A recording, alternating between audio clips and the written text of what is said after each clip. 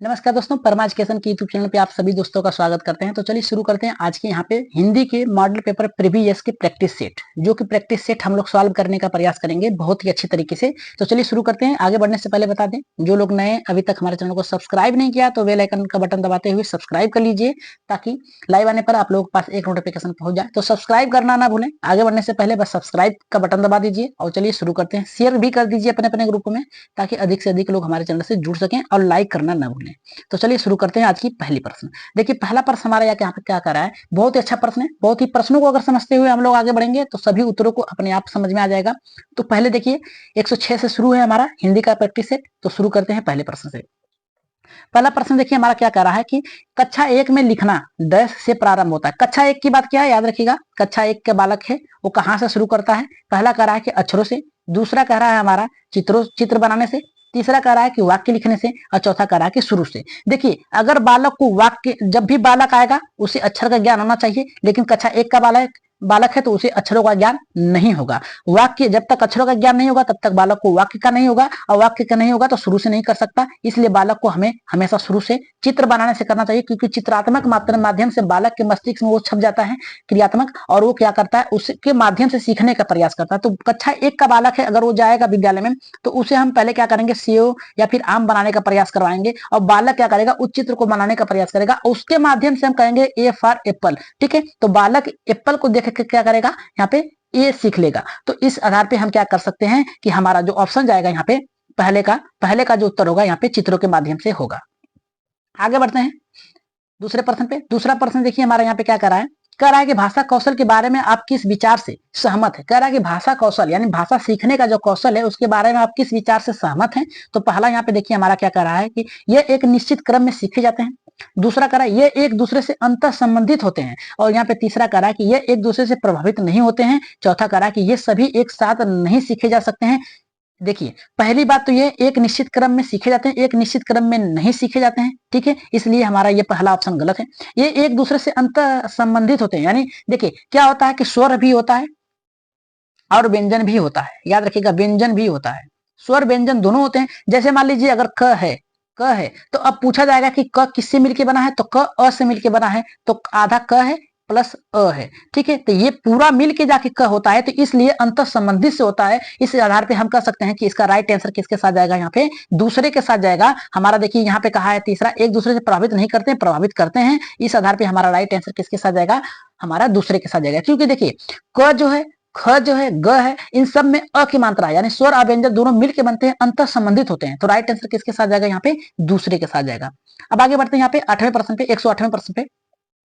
कह रहा है कि पाठ्य पुस्तकों में रचनात्मक, देखिए रचनात्मक का मतलब होता है क्रियात्मक, तर्कात्मक प्रश्न। ठीक है, रचनात्मक एक वातावरण निर्मित करती है, और अभ्यास प्रश्न में उन्हें डैश उनसे गहराई से डैश व्यापक अनुभव रूप से डैश का मौका देती है। तो पहला देखिए हमारा ऑप्शन क्या कह रहा है, पहला कह रहा है कि परखने जुड़ने तादात्म्य, और दूसरा कह रहा है समझने बुझने जुड़ने से, और तीसरा कह रहा है परखने जूझने तादात्म्य से, और यहाँ पे तीसरा चौथा कह रहा है कि जानने परखने अजुड़ने से। इसका राइट आंसर किसके साथ जाएगा हमारे यहाँ पे, देखिए यहाँ पे क्या, पहले बालक को क्या करेंगे, यहाँ पे उन्हें प्रश्न के परखने की बात किया जाएगा। किससे किया जाएगा, परखने की बात किया जाएगा। तो परखने के बाद उन्हें उनसे जुड़ने की जुड़ेंगे तभी उनसे गहराई हो सकती है, और इसके बाद तदात्मक होगा। तो राइट आंसर किसके साथ जाएगा, हमारे यहाँ पे पहले के साथ जाएगा। चलिए आगे बढ़ते हैं यहाँ पे 9वें प्रश्न पे। 9वां प्रश्न देखते हैं, इस साइड है 9वां।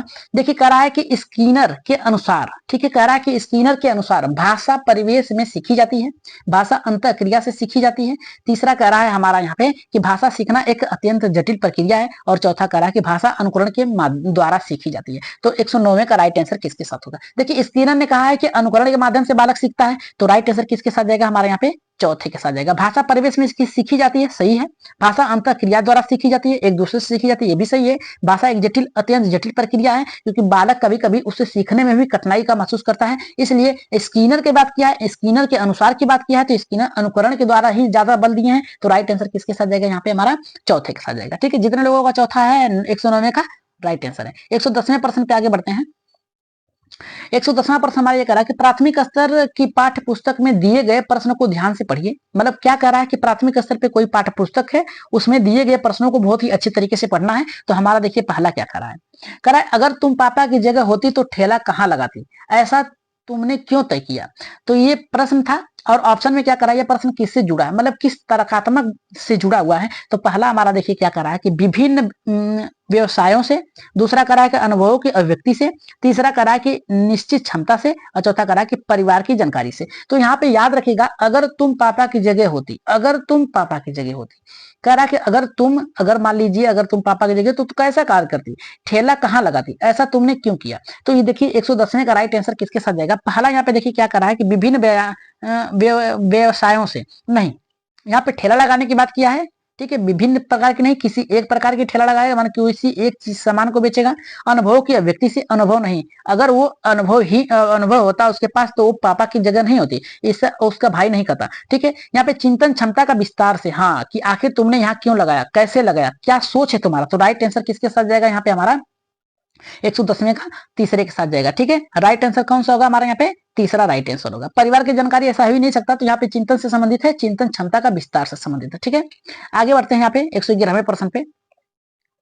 111वां प्रश्न करा है, हिंदी भाषा का आकलन करते समय आप किस बिंदु को सर्वाधिक महत्व देंगे। मतलब हिंदी भाषा का आकलन यानी किसी चीज की जानकारी ले रहे हैं हिंदी भाषा में, तो आप किस बिंदु को सर्वाधिक महत्व देंगे। तो पहला यहाँ पे देखिए हमारा क्या कह रहा है, यहाँ पे सहज अभिव्यक्ति से, दूसरा करा कि अलंकारिक भाषा से, तीसरा करा कि भाषा की संरचना से, और चौथा करा कि व्याकरण अस्मत् भाषा से। तो राइट आंसर यहाँ पे क्या होगा, जल्दी यहाँ पे बताइए इसकी राइट आंसर 111 का क्या होगा।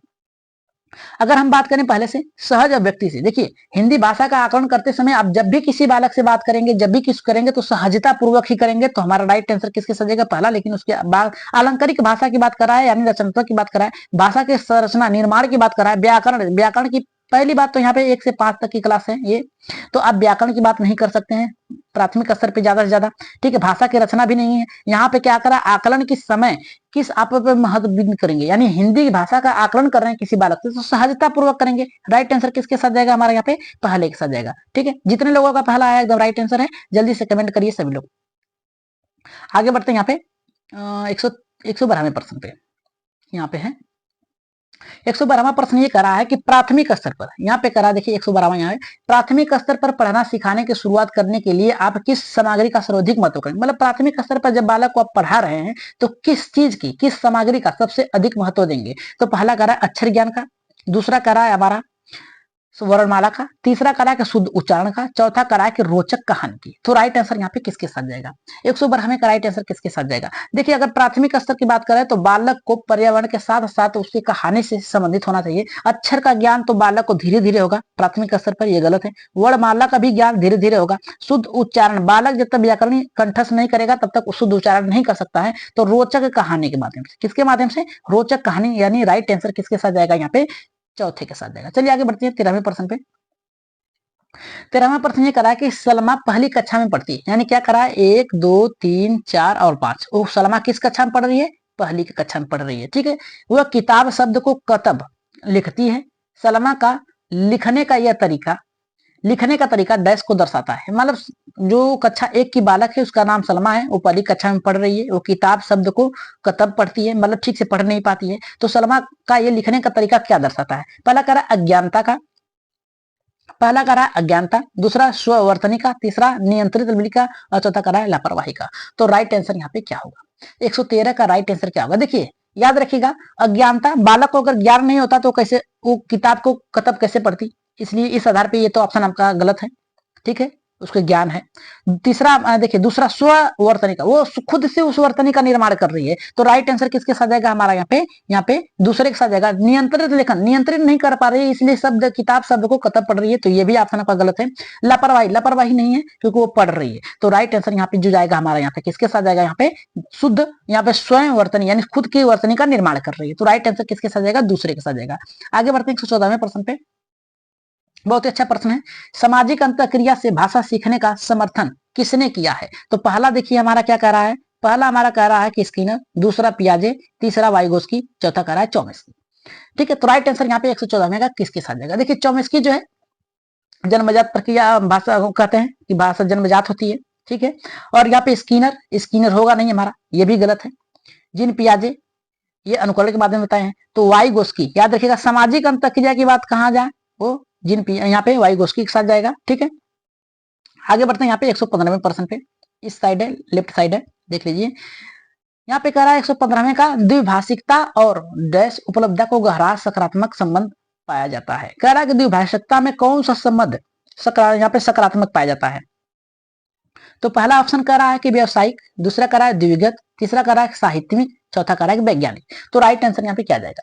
याद रखिएगा कभी भी अगर आप लोगों को वैज्ञानिक तर्कात्मक ऐसे शब्द पूछ रहे हैं, याद रखिएगा तो वो शब्द हमेशा उच्च कक्षाओं के लिए होता है। इस आधार पे हमारा ये वैज्ञानिक शब्द कट गया। साहित्यिक, साहित्यिक नहीं होगा, ये भी आपका उच्च कक्षा में जाएगा। व्यवसायिक भी उच्च कक्षाओं पे जाएगा, बचेगा द्विगत।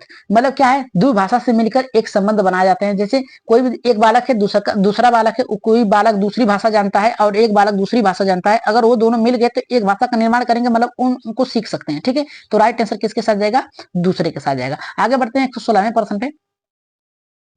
116वां प्रश्न बहुत ही अच्छा कह रहा है, प्राथमिक स्तर पर पढ़ाते समय आप हिंदी भाषा संबंधी किस पक्ष पर सर्वाधिक बल देंगे? मतलब प्राथमिक 1 से 5 तक के बालकों को पढ़ा रहे हैं अगर आप, तो हिंदी भाषा संबंधित किस पक्ष को सबसे ज्यादा महत्व देंगे? पहला कह रहा व्याकरण नियम, याद रखिएगा व्याकरण नियम की बात जहां के उच्च कक्षाओं में आ जाएगा तुरंत काट दीजिएगा। व्याकरण भी उसी आधार पे आएगा, ठीक है, उसी आधार पे आएगा व्याकरण भी।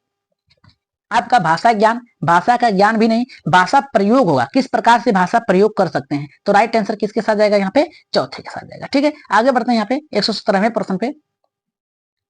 मौखिक भाषा का आकलन डैश पर सर्वाधिक बल देता है, यानी मौखिक भाषा का किस पे आकलन किस पे बल देता है सबसे अधिक? पहला हमारा देखिए क्या कर रहा है कि उच्चारण शुद्धता पे, दूसरा कर रहा है विचारों की क्रमबद्धता पे, तीसरा कर रहा है कि धारा प्रवाह की तीव्रता पे, और चौथा कर रहा है कि संस्कृत निष्ठ शब्दों का प्रयोग। ठीक है, तो राइट आंसर यहाँ पे 17वें का क्या जाएगा? जल्दी से करिए। देखिए हमेशा याद रखिएगा कभी भी आप प्रश्न सॉल्व कर रहे हैं तो 1 से 5 स्तर के बालकों के प्रश्न को ही सॉल्व कर रहे हैं, तो उच्चारण शुद्धता हमेशा क्या होगा? व्याकरण से संबंधित होगा, याद रखिएगा।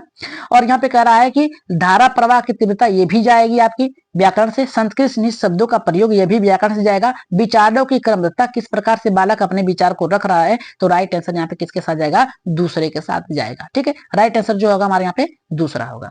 आगे बढ़ते हैं यहाँ पे 118वें प्रश्न पे। देखते हैं 118वां प्रश्न हमारे यहाँ पे क्या करा है? कह रहा है कि हम भाषा के माध्यम से डैश और भी कर सकते हैं, यानी भाषा के माध्यम से हम क्या कर सकते हैं? सोच और विचार को, दूसरा अनुभव और महसूस को, तीसरा चिंतन और विचारण को, और चौथा हमारा कह रहा है कि सोचते महसूस करने। चलिए एक एक को हम रख के देख लेते हैं कि किस प्रकार से कौन बैठ रहा है, कौन सा अच्छा प्रश्न है। ठीक है, मतलब कौन सा इस प्रश्न के लिए उपयोगी है। तो हमारा देखिए कह रहा है कि हम पहले से शुरू करेंगे। पहला देखते हैं क्या कह रहा है कि हम भाषा के माध्यम से सोचते हैं और विचार भी करते हैं। ये तो गलत है, ये तो हमारा गलत है। ठीक है, तो पहला हमारा गलत हो गया। दूसरा देख लेते हैं, हम भाषा के माध्यम से अनुभव और महसूस करते हैं। ये भी गलत है। ठीक है, हम भाषा के माध्यम से चिंतन और विचरण भी करते हैं। ठीक है, चिंतन कहा है और विचरण मतलब होता है चलना, इधर उधर लाना, ये भी गलत है। हम भाषा के माध्यम से सोचते हैं और महसूस भी करते हैं, तो राइट आंसर यहाँ पे किसके साथ जाएगा? यहाँ पे चौथे के साथ जाएगा। ठीक है, राइट आंसर किसके साथ जाएगा? यहाँ पे चौथे के साथ जाएगा। ठीक है, चलिए आगे बढ़ते हैं यहाँ पे 119वें प्रश्न पे। करा कि हिंदी भाषा सीखने सिखाने का दायरा इतना बड़ा होना चाहिए कि डैश से उसका नाता न टूटे। तो पहला हमारा देखिए क्या कह रहा है कि व्याकरण सीखने से, दूसरा कह रहा है भाषा प्रयोग से, तीसरा कह रहा है भाषा की परिभाषा से, और चौथा कह रहा है व्याकरण रटने से। तो राइट आंसर यहाँ पे किसके साथ जाएगा? जल्दी से कमेंट करिए 119वें प्रश्न का। देखिए हमने आपको पहले ही बता दिया है कि जब भी आप प्रश्न सॉल्व करिएगा, अगर 1 से 5 तक का प्राइमरी के कर रहे हैं तो 1 से 5 तक के बालकों का रखिए। हमेशा 1 से 5 तक के बालकों में व्याकरण की बात और यहाँ पे तर्कात्मक प्रश्न नहीं होगा। ठीक है, तो यहाँ पे देखिए हमारा यहाँ पे कह रहा है कि भाषा की परिभाषा, ये भी देखिए इसी से संबंधित है। रटने से तो एकदम नहीं होगा, भाषा के प्रयोग से होगा। तो राइट आंसर किसके साथ जाएगा? यहाँ पे दूसरे के साथ जाएगा। ठीक है, हमेशा याद रखिएगा जब भी आप प्रश्न सोल्व करिएगा तो प्राथमिक स्तर की ही सोच के करिएगा। कह रहा है प्राथमिक स्तर पर भाषा सीखने सिखाने में बाल साहित्य मदद करता है, क्योंकि। तो पहला कह रहा है हमारा यहाँ पे, तो पहला हमारा प्रश्न यहाँ पे कह रहा है कि ऑप्शन पहला हमारा कह रहा है कि वह सरल होता है, दूसरा कह रहा है कि वह रंगीन चित्रों वाला होता है, तीसरा कह रहा है कि वह भाषा रंगते प्रस्तुत करता है, और चौथा कह रहा है कि वो बच्चों के लिए होता है। ठीक है, तो राइट आंसर यहाँ 120वें का कौन सा होगा? और लास्ट प्रश्न है, इसका उत्तर आप लोग कमेंट बॉक्स में जरूर बताइएगा कि इसका उत्तर क्या होगा। तो पहला हमारा देखिए इसका राइट आंसर आप लोग कमेंट बॉक्स में दीजिएगा। देखते हैं कितने लोगों का 120वें का राइट आंसर आता है कमेंट बॉक्स में। और आज आप लोगों ने 106 से यानी 16 प्रश्नों में से कितने प्रश्न आप लोगों ने सही किया है? लगभग हमें उम्मीद है कि आप लोगों ने 12 से यहाँ पे 14 प्रश्न आप लोगों ने सही किए होंगे। तो ये ऑप्शन 120वें का आप लोग बता दीजिएगा कि कितने कौन सा ऑप्शन इसका सही होगा। तो राइट आंसर आप लोग कहाँ लिखेंगे, कमेंट बॉक्स में इसका उत्तर देंगे। इसका उत्तर हम नहीं देंगे, और जो लोग इसका उत्तर कमेंट बॉक्स में बताएंगे उनकी अगले क्लास में उनके नाम के साथ उनके उत्तर बता दिए जाएंगे। तो आज की क्लास कैसी लगी, कमेंट बॉक्स में अपना कमेंट में इसका उत्तर, और यहाँ पे सब्सक्राइब जरूर करिएगा, जाते जाते सभी लोग सब्सक्राइब करिएगा, साथ में बेल आइकन का बटन दबा लीजिए। तो आज के लिए इतना ही, धन्यवाद।